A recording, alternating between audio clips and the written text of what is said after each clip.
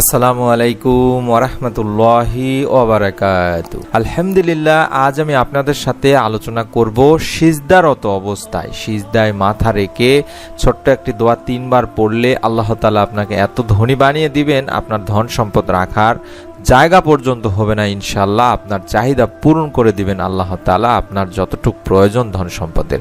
আমি অনুরোধ করব অবশ্যই ভিডিওটি সম্পূর্ণ দেখে আমলটি করার জন্য।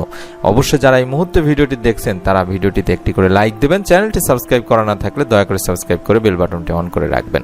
চলুন সম্পূর্ণ ভিডিওটি দেখলে আপনারা বুঝতে পারবেন ইনশাআল্লাহ। মানব সৃষ্টির অন্যতম উদ্দেশ্য হলো আল্লাহ তাআলার ইবাদত করা। ইবাদতের মর্ম কথা হলো সর্বোচ্চ মর্যাদার অধিকারী সত্তার সামনে সর্বাধিক বিনীতভাবে নিজেকে সঁপে দেওয়া। আক্ষরিক অর্থে এটা সর্বতোভাবে সিজদার মাধ্যমে সম্ভব। মানব সৃষ্টির সূচনায় আদি পিতা আদম আলাইহিস সালামকে কিবলা বানিয়ে সিজদা করার নির্দেশ জারি করা হয়েছে। পৃথিবীর সব কিছুই মহান রাব্বুল আলামিন আল্লাহ তাআলার জন্য সিজদা করে। ইরশাদ হয়েছে, আর আল্লাহ তাআলাকে সিজদা করে যা কিছু আছে নভমণ্ডলে ও ভূমণ্ডলে এবং তাদের ছায়াসমূহও সিজদা করে, সকালে ও সন্ধ্যায়, ইচ্ছায় ও অনিচ্ছায়। সূরা রাদ আয়াত 15। অন্যতম মহান আল্লাহ তাআলা আরো বলেন, তুমি কি দেখো না যে আল্লাহকে সিজদা করে যা কিছু আছে নভমণ্ডলে ও ভূমণ্ডলে, সূর্য, চন্দ্র, নক্ষত্র রাশি, পর্বত রাশি, বৃক্ষলতা, জীবজন্তু ও বহু মানুষ। আর বহু মানুষ যারা সিজদা করতে অস্বীকার করেছে তাদের উপর শাস্তি অবধারিত হয়েছে। বস্তুত মহান আল্লাহ তাআলা যাকে লাঞ্ছিত করেন তাকে সম্মানদাতা আর কেউ নেই। নিশ্চয়ই আল্লাহ যা চান তাই করেন। সূরা হজ আয়াত 18-তে বলা হয়েছে। শুধু নিম্ন জগতে নয়, সিজদা এই নিয়মে রয়েছে ঊর্ধ্ব জগতেও।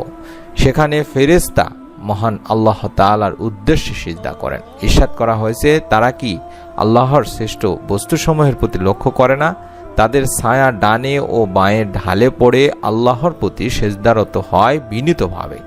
আসমান ও জমিনে যত প্রাণী আছে সবই মহান আল্লাহ তাআলাকে সিজদা করে এবং ফেরেশতারাও, আর তারা অহংকার করে না। সূরা নাহল আয়াত 48-49 বলা হয়েছে।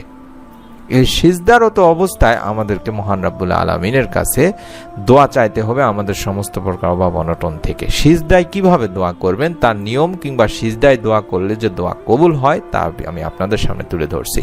সিজদায় দোয়া করলে যে দোয়া কবুল হয় এই বিষয়ে সহিহ মুসলিম শরীফের একটি হাদিস রয়েছে।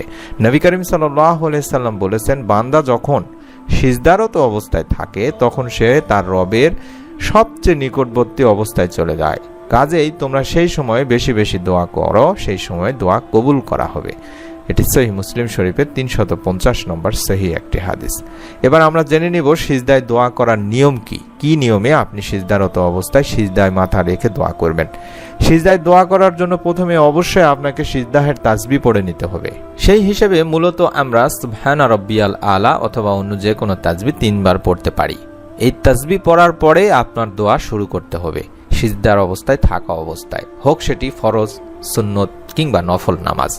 অর্থাৎ আপনি চাইলে ফরজ নামাজের সিজদাতেও দোয়া করতে পারবেন, এটি বৈধ রয়েছে। তবে বিভিন্ন আলেম এবং স্কলারদের মতে অনেকেই বলেছেন অন্তত ফরজ নামাজের সিজদায় দোয়া না করা উত্তম, তবে এটি নাজায়েজ নয়। অবশ্যই আপনারা সিজদায় দোয়া করবেন আল্লাহ তাআলার কাছে যেই সমস্ত জিনিসগুলো মানুষকে দিতে পারে সেই সমস্ত জিনিসগুলো ছাড়া।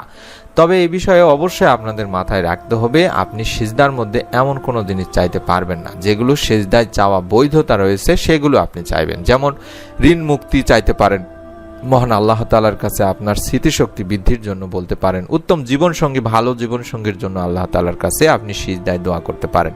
অর্থাৎ যেগুলো মানুষের হাতে নেই সেগুলোই আপনি আল্লাহ তাআলার কাছে সিজদারত অবস্থায় চাইতে পারেন। আপনি আপনার ঋণ মুক্তির জন্য বা অভাব অনটনের জন্য মহান আল্লাহ তাআলার কাছে চাইতে পারেন। আল্লাহ তাআলার কাছে যদি আপনি এইভাবে দোয়া করতে পারেন তাহলে মহান আল্লাহ তাআলা আপনার দোয়া কবুল করবেন, আপনাকে ধনী বানিয়ে দিবেন ইনশাআল্লাহ। হযরত ইবনে ওমর রাদিয়াল্লাহু তাআলা আনহু থেকে বর্ণনা করেন, একজন জনৈক ব্যক্তি হুজুর আকরাম সাল্লাল্লাহু আলাইহি সাল্লামের খেদমতে এসে আরজ করলো, ইয়া রাসূলুল্লাহ সাল্লাল্লাহু আলাইহি সাল্লাম, দুনিয়া আমাকে পরিত্যাগ করেছে, অর্থাৎ আমি অভাবগ্রস্ত অবস্থায় রয়েছি, আমার সচ্ছলতার কোনো কি উপায় আছে বা পরিত্রাণের কোনো উপায় আছে? ততত্র হুজুর সাল্লাল্লাহু আলাইহি সাল্লাম বলেছিলেন, তুমি সিজদারত অবস্থায় সেই দোয়াটি করবে যেই দোয়াগুলোর কারণে বা যেই দোয়াগুলো ফেরেশতারা করে ফেরেশতাদেরকেও রিজিক প্রদান করা হয়। সুবহানাল্লাহ। সেই দোয়া করলে আপনিও আপনার রিজিকের সংস্থান আল্লাহ তাআলা করে দিবে ইনশাআল্লাহ। হুজুর পাক সাল্লাল্লাহু আলাইহি সাল্লাম এই দোয়াটির কথা বলেছেন। সিজদারত অবস্থায় এই দোয়াটি আপনাদেরকেও করতে হবে সিজদার তাসবিহ পড়ার পরে। দোয়াটির বাংলা উচ্চারণটা আমি এই মুহূর্তে স্ক্রিনে দেখায় দিচ্ছি, স্ক্রিনশট নিয়ে মুখস্থ করে নেবেন। অবশ্যই সিজদায় পড়ার চেষ্টা করবেন এবং অনুরোধ করব ভিডিওটি দেখতে থাকুন। নিয়মটি আমি বলে দিব কি নিয়মে এই দোয়াটি করতে হবে। এই দোয়াটির বাংলা উচ্চারণ হচ্ছে সুবহানাল্লাহি ওয়া বিহামদিহি সুবহানাল্লাহিল আযীমি ওয়া বিহামদিহি আস্তাগফিরুল্লাহ। আমি আবার একবার বলে দিচ্ছি, সুবহানাল্লাহি ওয়া বিহামদিহি সুবহানাল্লাহিল আযীমি ওয়া বিহামদিহি আস্তাগফিরুল্লাহ।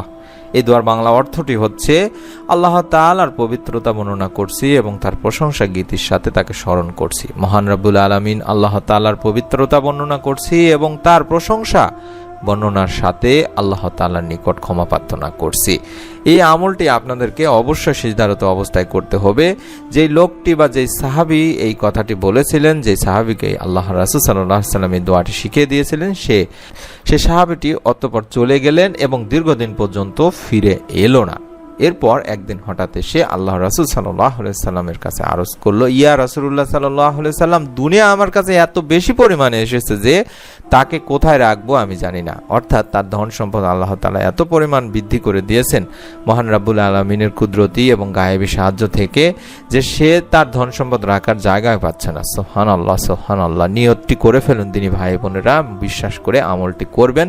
আমি অনুরোধ করব সিজদারত অবস্থায় আপনারা যদি আমলটি নিয়মিতভাবে করতে থাকেন, আল্লাহ তাআলা আপনাকেও আপনার রিজিক, গায়েবী রিজিক থেকে, অকল্পনীয় উৎস থেকে আপনার রিজিকের ব্যবস্থা করে দিবেন ইনশাআল্লাহ। আমি অনুরোধ করব যারা যারা আমলটি করবেন, নিয়ত করে ফেলছেন, তারা অবশ্যই ভিডিওটিতে আমিন লিখে কমেন্ট করে যাবেন এবং যারা এই মুহূর্তে ভিডিওটি দেখছেন তারা সকলে ভিডিওটিতে একটি করে লাইক দিয়ে যাবেন অন্তত, এবং চ্যানেলটি যারা সাবস্ক্রাইব করেননি তারা সাবস্ক্রাইব করে বেল বাটনটি অন করে রাখবেন, যাতে করে আপনি আমাদের নতুন ভিডিওগুলো মিস না করে ফেলেন। আল্লাহ তাআলা আমাদের সকলকে এই আমলের ওসিলায় আমাদের সমস্ত প্রকার অভাব অনটন দূর করে দিন, আমাদের তওবা ইস্তিগফার এবং আমাদের সমস্ত গুনাহ মাফ করে দিন। আমিন। আসসালামু আলাইকুম ওয়া রাহমাতুল্লাহি ওয়া বারাকাতুহু।